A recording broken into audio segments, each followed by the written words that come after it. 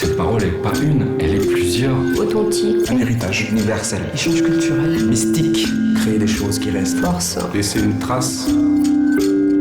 C'est un témoignage du passé.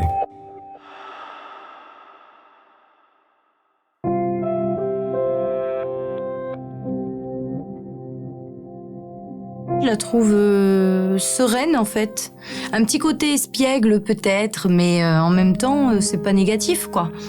Au contraire, ça montre un petit côté coquin et du coup, ça pourrait nous faire dévier le sens par rapport à sa réelle signification qui s'adapterait peut-être plus aux funéraires dans ce cas-là quoi. On pourrait imaginer que cette représentation-là est habitée, entre guillemets.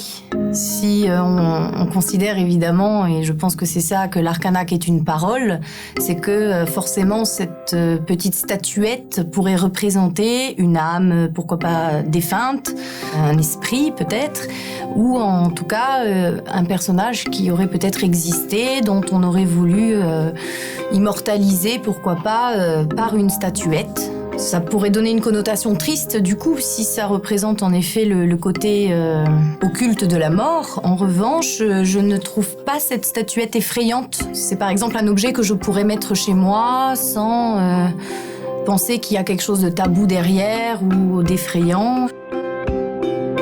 Si je devais mettre 3 adjectifs sur cette statuette, juvénile, parce que ça représente un bébé, apaisante.